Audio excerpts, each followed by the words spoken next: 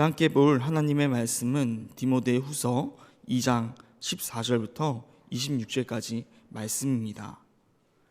디모데후서 2장 14절부터 26절까지 말씀입니다. 이 시간 다 찾은 줄 알고 함께 천천히 합독하도록 하겠습니다. 14절부터 함께 보도록 하겠습니다. 너는 그들로 이 일을 기억하게 하여 말다툼을 하지 말라고 하나님 앞에서 엄히 명하라. 이는 유익이 하나도 없고 도리어 듣는 자들을 망하게 함이라. 너는 진리의 말씀을 옳게 분별하며 부끄러울 것이 없는 일꾼으로 인정된 자로 자신을 하나님 앞에 드리기를 힘쓰라. 망령되고 헛된 말을 버리라. 그들은 경건하지 아니함에 점점 나아가나니 그들의 말은 악성 종양이 퍼져나간가 같은데 그 중에 후메네오와 빌레도가 있느니라.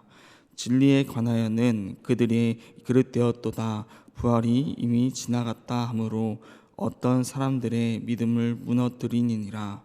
그러나 하나님의 견고한 터는 섰으니 인침이 있어 일렀을 때 주께서 자기 백성을 아신다 하며 또 주의 이름을 부르는 자마다 불의에서 떠날지어다 하였느니라. 큰 집에는 금그릇과 은그릇뿐만 아니라 나무그릇과 질그릇도 있어 귀하게 쓰는 것도 있고 천하게 쓰는 것도 있나니 그러므로 누구든지 이런 것에 자기를 깨끗하게 하면 귀히 쓰는 그릇이 되어 거룩하고 주인의 쓰임심에 합당하며 모든 선한 일에 준비함이 되리라. 또한 너는 청년의 정욕을 피하고 주를 깨끗한 마음으로 부른 자들과 함께 의와 믿음과 사랑과 화평을 따르라. 어리석고 무식한 변론을 버리라. 이에서 다툼이 나는 줄 알미라. 주의 종은 마땅히 다투지 아니하고 모든 사람에 대하여 온유하며 가르치기를 잘하며 참으며 거역하는 자를 온유함으로 훈계할지니 혹 하나님이 그들에게 회개함을 주사 진리를 알게 하실까 하며 그들로 깨어 마귀의 올무에서 벗어나 하나님께 사로잡힌 바 되어 그 뜻을 따르게 하실까 함이라. 아멘. 오늘 본문은 디모데후서 2장 14절부터 26절까지였습니다. 바울은 계속해서 디모데에게 목회적 조언을 통해 어제의 권면을 이어나가고 있습니다. 오늘 본문에서 바울은 디모데에게 권면하는데 거짓 교사들의 가르침을 멀리하고 하나님께서 귀히 쓰시는 준비된 자가 되어야 함을 말하고 있습니다. 오늘 본문을 보며 함께 살펴보도록 하겠습니다. 오늘 본문을 살펴볼 때 먼저 14절부터 15절까지 경건의 생활로 인정받는 일꾼에 대해서 부분부터 살펴보도록 하겠습니다. 먼저 14절의 처음은 너는 그들로 이 일을 기억하여 라고 말하며 시작합니다. 이 일이라는 것은 어제의 말씀 마지막 11절부터 13절까지 말씀에 미쁘다라는 말로 시작되는 말을 통해 오직 주님만이 신뢰할 만하고 진실되며 그 주님과 함께 죽었으면 주님께서 사셨듯이 우리도 살게 되고 주가 참으시고 만왕의 왕이 되신 것처럼 우리도 참는다면 왕노릇하게 될 것이라는 그 말씀입니다. 그렇기에 이 일을 기억하며 즉 주님이 하셨던 것을 기억하여 우리도 본받는다면 말다툼하지 말라고 엄히 명령하고 있는 것입니다. 그 이유는 무익하기 때문이며 오히려 듣는 자들이 망하게 하기 때문입니다. 여기서 말하는 말다툼은 로고마케오라는 단어로 언쟁하다, 논쟁하다라는 뜻을 가지고 있습니다. 그렇게 단순히 말싸움으로 보는 것은 아닙니다. 거짓된 그 가르침에 대한 논쟁을 하는 것으로 봐야 하는 의미입니다. 그러지 말라는 것입니다. 무익하기 때문입니다. 때론 우리가 이단을 만나면 이단과 논쟁하는 자들도 있습니다.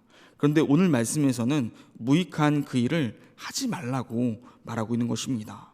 그리고 말하는 자들뿐만 아니라 듣는 자까지 망하게 하는 것이 거짓된 가르침이기 때문에 말하고 있는 것입니다.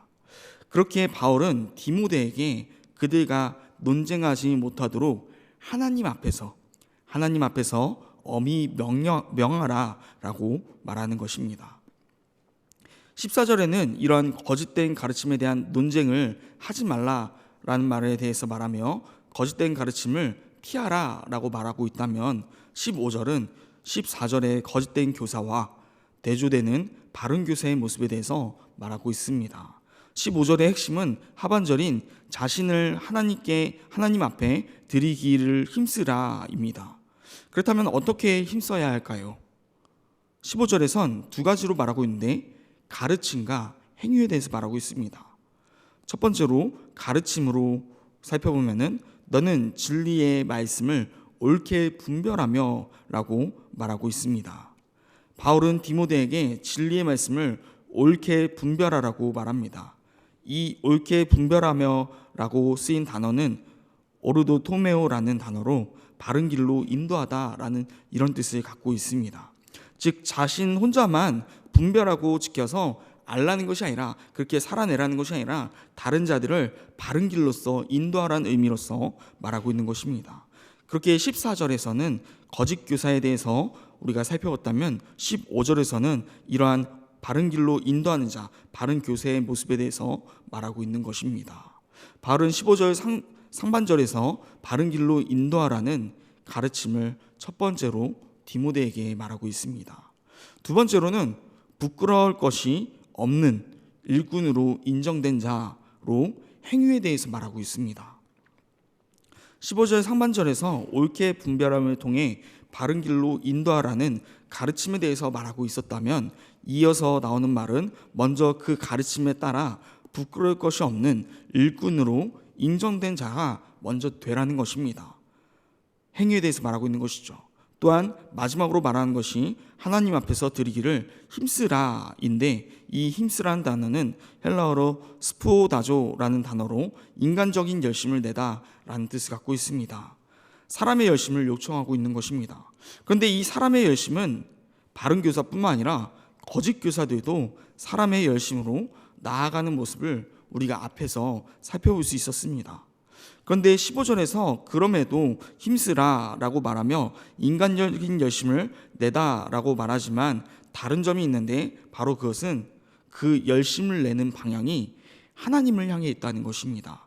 그렇게 오늘 본문에서는 하나님 앞에서 힘쓰라라고 말하고 있는 것입니다.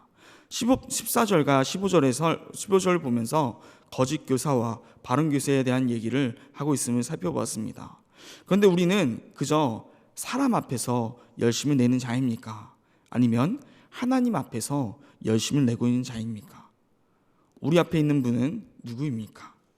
언제나 우리 가운데 열심이 있길 바라며 그 열심이 하나님 앞에서 이기를 간절히 소망합니다.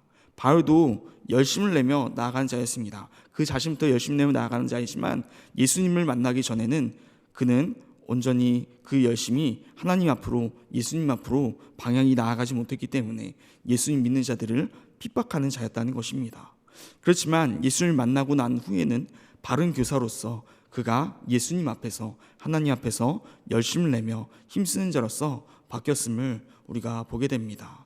우리 가운데 열심이 하나님 앞에서 열심인지 아니면 거짓 교사와 같이 자신 앞에서 열심인지 되돌아보는 그런 시간이 되기를 바랍니다. 이어서 16절부터 18절로 거짓 교사의 가르침을 멀리하라 라고 말하고 있습니다. 그렇게 16절부터 18절 말씀은 망령되고 헛된 말을 버리라 라는 말로서 시작합니다. 여기서 망령되다 라는 말은 계속해서 헬라어로 말씀드리게 돼서 죄송한데 베베로스라는 단어로 세속적이고 불경하다 라는 뜻을 갖고 있습니다. 즉 세속적이고 헛된 말을 버리라는 것입니다. 경건하지 아니함에 점점 나아가고 있기 때문입니다. 여기서 버리라 라는 단어가 중요한데 페리스테미라는 단어로 피하다, 외면하다 라는 뜻을 갖고 있기 때문인데, 세속적이고 헛된 말을 버리라고 했는데 결국 이것을 피하고 외면하듯이 멀리하라는 것입니다. 거리를 두라는 것입니다. 그 이유는 그 후에 나오는 말씀처럼 그들은 경건하지 아니함에 점점 나아가니 라고 말하고 있습니다. 이 말을 바꿔서 말하자면 세속적이고 헛된 말을 하게 되면은 점점 경건과는 멀어지게 된다는 것입니다. 그러나 그리스도인이라면은 경건을 따라야 하지 않겠습니까? 세속적이고 헛된 말을 하면은 경건에서 멀어진다는 것입니다. 그렇게 오늘 말씀에서 경건하지 아니함이라는 단어는 유세베이야 경건에 대해서 말하는 단어가 아니라 불경건, 불신앙을 뜻하는 아세베이라는 단어가 쓰이고 있습니다. 즉 오늘 말씀에서 세속적이고 헛된 말을 하는 것은 그저 경건하지 않는 것으로 끝나는 것이 아니라 그것은 곧 불신앙으로서 연결된다는 것입니다. 그렇게 반대로 바울은 세속적이고 헛된 말을 버리라, 즉 세속적이고 헛된 말로부터 멀어지라 라고 말하고 있는 것입니다. 경건과 가까워지기 위해서입니다. 우리는 어떤 삶을 살고 있습니까? 혹시 우리 가운데에 바울이 말한 세속적이고 헛된 말이 있지는 않습니까? 되돌아보며 혹시 세속적이고 헛된 말이 우리 가운데 있다면 경건을 위해서 그것들로부터 멀어질 수 있는 자들이 되길 간절히 소망합니다. 이어서 17절 말씀에서는 그들의 말은 악성 종양이 퍼져나간과 같다라고 말하고 있습니다. 세속적이고 헛된 말을 하는 거짓 교사들의 말은 악성 종양이 퍼져나간과 같다는 것입니다. 거짓 교사의 가르침은 악성 종양과 같기에 그리스도의 몸된 공동체 교회의 한 명으로서 끝나는 것이 아니라 계속해서 퍼져나갈 것이기 때문입니다. 경건을 뜻하는 유세베이야라는 단어는 선하다, 예배하다의 합성어인데 하나님께 나아감을 의미하는 것입니다. 그런데 거짓 교사의 가르침은 아세베이야, 즉 불경건과 불신앙으로 몸된 공동체 가운데서 계속해서 암세포와 같이 하나님을 바라보지 않는 쪽으로 나아가게 한다는 것입니다. 이어서 바울은 그중 후메네오와 빌레도가 있었다고 말합니다. 바울은 이 두 명의 거짓 교사들을 거론하면서 그들의 이단적인 거짓되고 잘못된 가르침에 대해서 설명하는 것입니다. 아마 이 두 사람의 이름이 거론되는 것은 거짓 교사들의 리더가 아니었을까에 대해서 생각해 볼 수 있을 것 같습니다. 이어서 18절에서 그들이 전하는 내용에 대해서 말하고 있는데 18절을 시작하며 바울은 진리에 관하여 그들이 그릇되었다라고 말합니다. 어떻게 말하냐 하면 부활이 이미 지나갔다라고 말하는 것입니다.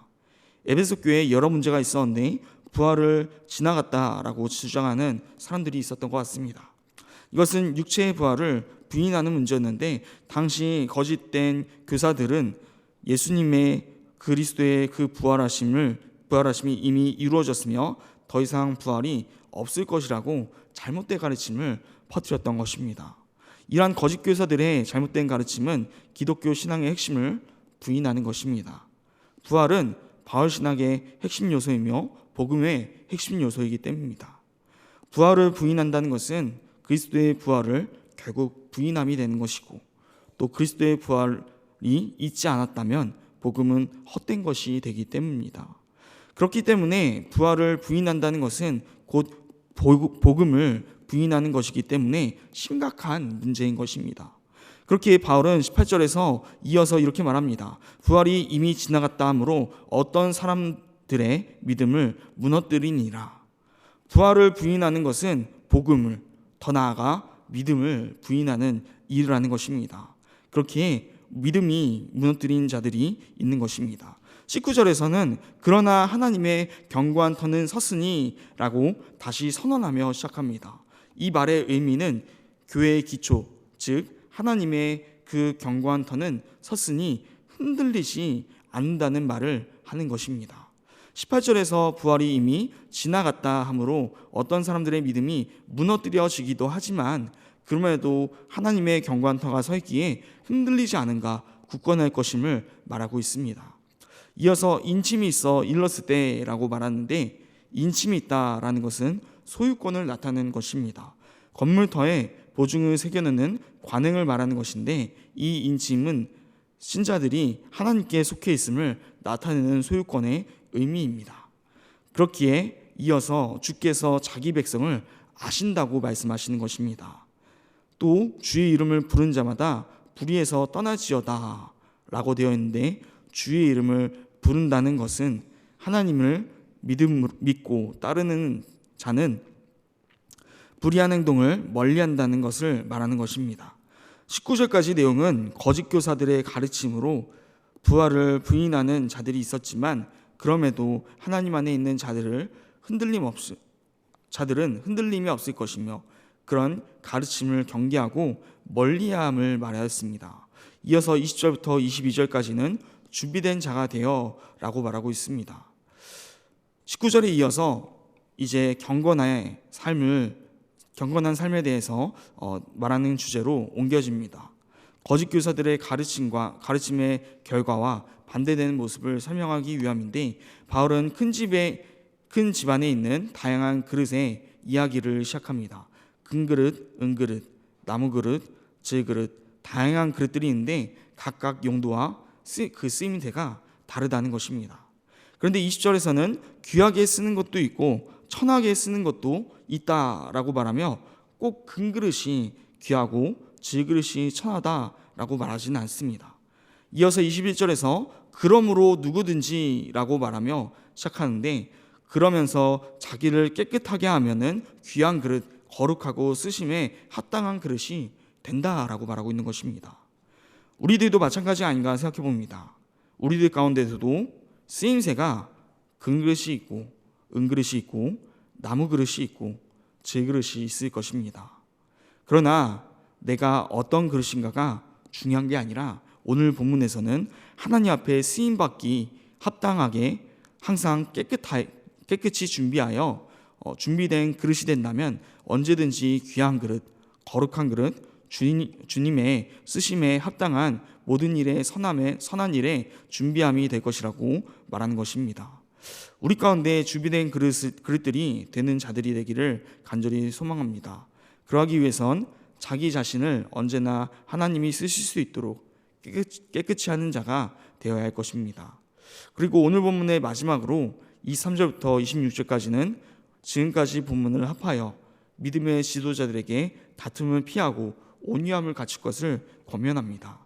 23절에서 어리석고 무식한 변론을 피하라고 말하고 있는데, 이는 다툼을 일으키기 때문입니다. 믿는 자들은 다투지 말아야 합니다. 대신 24절에서 통해서 모든 사람에 대하여 온유하고 가르치기를 잘하며 참을성이 있어야 된다고 말하고 있습니다. 마지막 26절에서는 그들, 즉 거짓 교사들이 깨어서 마귀의 올무에 벗어나 하나님의 뜻을 따르게 되기를 바라는 마음을 담으며 오늘 본문을 마칩니다. 오늘 본문을 다시 한번 요약하자면, 결국 거짓 교사들의 가르침을 멀리하고 믿음 안에서 하나님이 쓰시기에 준비된 자가 되라는 것이 오늘 본문의 핵심이 아닌가 생각해 봅니다. 오늘 본문 말씀을 묵상하며 과연 우리는 얼마나 믿음 안에서 준비된 자일까에 대한 고민을 해보게 되었습니다. 오늘 말씀을 보면은 금그릇인지 질그릇인지는 중요하지 않았습니다. 하나님께서 귀히 쓰일 준비가 되었는가, 준비가 되지 않았는가가 중요한 것이었습니다. 아무리 금그릇이며 나에게 주어진 달란트가 많다 하더라도 하나님께 쓰일 준비가 되지 못하였다면 쓰임받지 못한다는 것입니다. 오늘 본문에서는 그것을 21절에서 자기를 깨끗하게 하면이라고 표현하고 있습니다. 하나님께 쓰임받는 자는 자기를 깨끗하게 하는 자라는 것입니다. 성경 인물로 비추어 보면은 다윗도 하나님 앞에서 죄를 지며 살아갑니다. 바울도 하나님 앞에서 죄를 지었기에 믿는 자들을 죽이며 다녔기에 죄인 중에 괴수라는 표현을 하게 되어지죠. 우리에게 중요한 것은 오늘 하루 동안 죄를 지었는가 안 지었는가가 중요한 것이 아닙니다. 죄를 안 짓는 것은 중요하지만 안 지었다고 해서 내가 의인이라고 생각한다면 죄인과 다를 바가 없기 때문입니다. 오늘 하루 살아가실 때 우리가 가져야 하는 태도는 죄를 안 짓고 지었는가가 아니라 계속해서 하나님의 십자가 앞에 나아가는 삶인가에 대해서 고민해야 봐야 되는 것입니다. 그렇게 되면은 당연히 자연스럽게 죄로부터 멀어지게 될 것이며 거짓된 가르침에 미혹되지도 않을 것입니다. 또한 내가 어떤 그릇이 되었든지 하나님이 쓰시기에 깨끗한 그릇, 귀히 쓰일 만한 그릇이 될 것입니다. 오늘 하루 어떻게 살아가기 원하십니까? 예수님의 그 십자가 앞에 나아가는 하루 되기를, 그리야 해서 오늘 하루를 마치고 우리 하루를 되돌아볼 때 우리의 걸음걸음마다 내가 드러나는 것이 아니라 오직 그리스도의 예수 그리스도의 그 보혈과 그 발자국, 그 십자가만이 가득하기를 간절히 축복합니다.